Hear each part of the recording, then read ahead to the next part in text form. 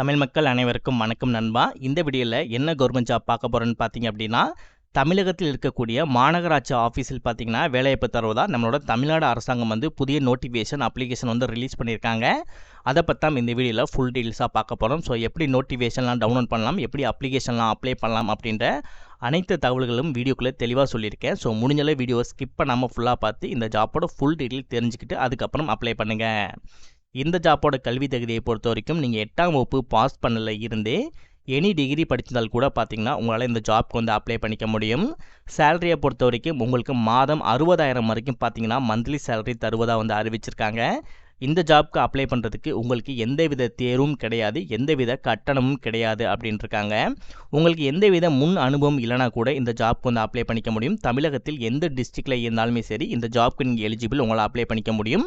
ஆண்கள் பெண்கள் இருபாலருமே சரி இந்த ஜாப்க்கு அப்ளை பண்ணிக்க முடியும். ஒரு நல்ல ஆப்பர்ச்சுனிட்டி. முடிஞ்சளவு வீடியோ ஸ்கிப் பண்ணாமல் பார்த்து ஜாப்போட டீட்டெயில்ஸ் எல்லாமே ப்ராப்பராக தெரிஞ்சுக்கிட்டு அதுக்கப்புறம் இந்த ஜாப்க்கு அப்ளை பண்ணுங்கள். வாங்க வீடியோக்குள்ளே போயிட்டு இந்த ஜாப்போட ஃபுல் டீட்டெயில்ஸ் தெளிவாக பார்க்கலாம்.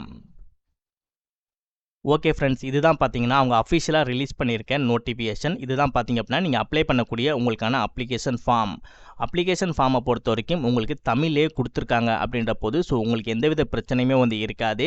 ஸோ நீட்டாக அவங்க என்ன கொடுத்துருக்காங்களோ அதை படித்து பார்த்து ஈஸியாகவே அப்ளை பண்ணிக்க முடியும். பட் இருந்தாலும் நானும் உங்களுக்கு டீட்டெயிலாக எப்படி ப்ராப்பராக அப்ளை பண்ணலாம் அப்படின்றதே உங்களுக்கு நான் தெளிவாக வீடியோக்குள்ளே சொல்கிறேன். உங்களுக்கு இந்த நோட்டிஃபிகேஷன், இந்த அப்ளிகேஷன் உங்களுக்கு வேணும்னு நினச்சிங்க அப்படின்னா கீழே டிஸ்கிரிப்ஷனில் ஃபஸ்ட்டு லிங்க் உங்களுக்கு ஒரு லிங்க் கொடுத்துருப்பேன். அந்த லிங்கை கிளிக் பண்ணுங்கள்.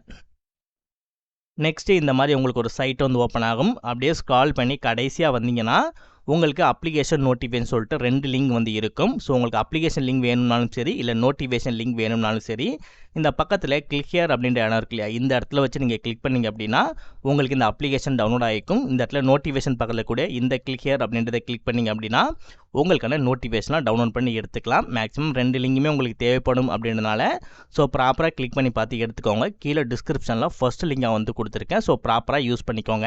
வாங்க இப்போ வீடியோக்குள்ளே போய்ட்டு இந்த ஜாப்போட ஃபுல் டீட்டெயில்ஸ் தெளிவாக பார்க்கலாம். ஓகே, ஃபஸ்ட்டு பார்த்தீங்கன்னா நீங்கள் அப்ளிகேஷனை டவுன்லோட் பண்ணி எடுத்துக்கோங்க. ஸோ அப்ளிகேஷனை பொறுத்த வரைக்கும் உங்களுக்கு இந்த நோட்டிஃபிகேஷன் இருக்கு இல்லையா, இந்த நோட்டிஃபிகேஷனோட கடைசி போனாலே பார்த்தீங்க அப்படின்னா உங்களுக்கு இந்த அப்ளிகேஷனும் கிடச்சிரும். பாருங்கள். ஓகே, அதிலே தான் பார்த்தீங்க அப்படின்னா உங்களுக்கான அப்ளிகேஷனுமே இருக்குது. நோட்டிஃபிகேஷனுக்கு கீழே இருக்குது. ஸோ யாரும் கன்ஃபியூஸ்ட் ஆகிடக்கூடாது அப்படின்றதுக்காக தான் உங்களுக்கு தனித்தனியாக லிங்க் கொடுத்துருக்கேன். பட் உங்களுக்கு நோட்டிஃபிகேஷனோ இல்லை அப்ளிகேஷனோ நீங்கள் எதை டவுன்லோட் பண்ணாலுமே சரி உங்களுக்கு நோட்டிஃபிகேஷனும் கிடச்சிடும், உங்களுக்கான அப்ளிகேஷனும் கிடச்சிரும்.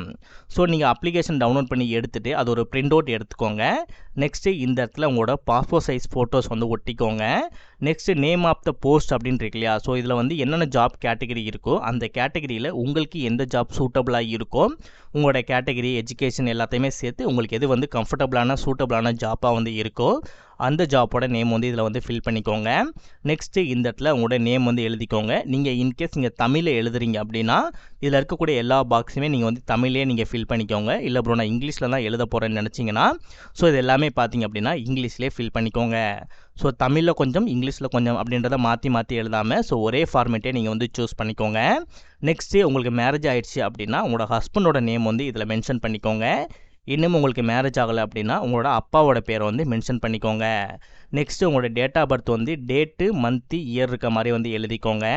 இப்போ வரைக்கும் உங்களுக்கு என்ன வயதோ அந்த வயதை நீங்கள் மென்ஷன் பண்ணிக்கிட்டு இந்த இடத்துல நீங்கள் இப்போ என்ன படிச்சிருக்கீங்க அப்படின்றதுக்கான, இப்போ நீங்கள் 8ஆம் படிச்சிருக்கேன், 10ஆம் படிச்சிருக்கேன், இல்லை டிகிரி படிச்சிருக்கேன், எது படிச்சிருந்தாலுமே சரி நீங்கள் படிச்சிருக்கான குவாலிஃபிகேஷன் நம்ம எழுதணும். அதே நேரத்தில் நீங்கள் படிச்சிருக்கு, இப்போ நீங்கள் எக்ஸாம்பிள் 8ஆம் வகுப்பு தான் நீங்கள் படிச்சிருக்கீங்க அப்படின்னா ஸோ 8th ஸ்டாண்டர்ட் அப்படின்னு சொல்லி எழுதிட்டு அதோட ஜெராக்ஸ் காப்பி நீங்கள் 8ஆம் வகுப்பு படித்ததுக்கான டிசிஓ இல்லை வேறு எதுவும் உங்கள்கிட்ட இருக்கும் இல்லையா, அதோட சான்றிதழ் இருக்கும் இல்லையா, ஸோ அந்த சர்டிஃபிகேட்டை நீங்கள் ஜெராக்ஸ் காப்பி எடுத்து உங்கள் அப்ளிகேஷன் கூட சேர்த்து வச்சு நீங்கள் அனுப்பும்போது அனுப்புகிற மாதிரி இருக்கும்.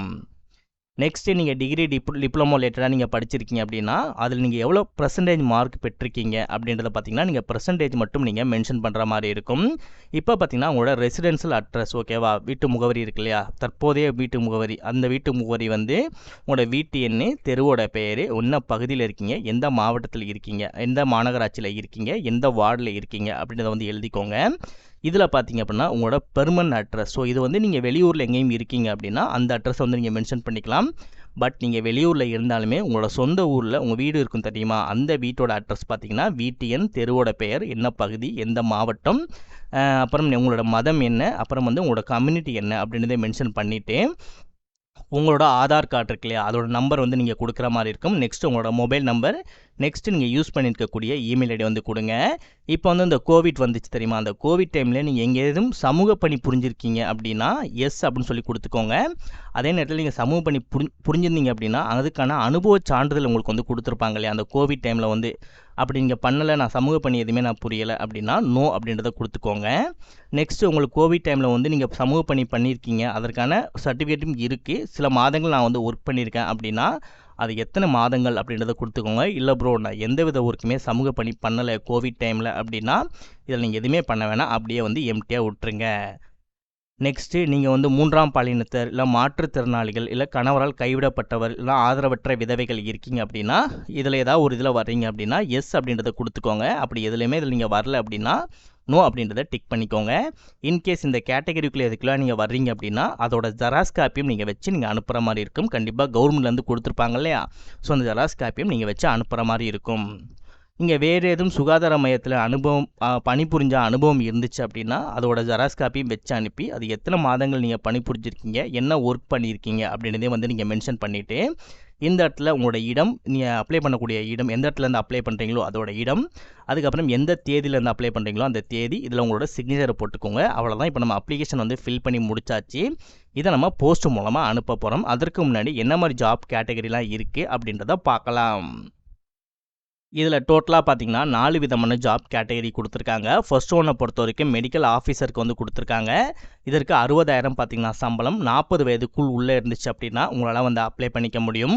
நெக்ஸ்ட்டு ஸ்டாஃப் நர்ஸுக்கு வந்து கொடுத்துருக்காங்க. இதற்கு 18,000 பார்த்தீங்கன்னா சம்பளம். இதற்கு நீங்கள் டிப்ளமோவில் பிஎஸ்சி நர்சிங் அந்த மாதிரிலாம் படிச்சிருக்கீங்க அப்படின்னா உங்களால் அப்ளை பண்ணிக்க முடியும். வயது 50க்குள்ளே இருக்கணும். நெக்ஸ்ட்டு மல்டிபர்பஸ் ஒர்க்கர் இருப்பாங்களே அவங்களுக்கான ஆப்பர்ச்சுனிட்டி. இதற்கு 14,000 பார்த்தீங்கன்னா உங்களுக்கு வந்து சம்பளம்.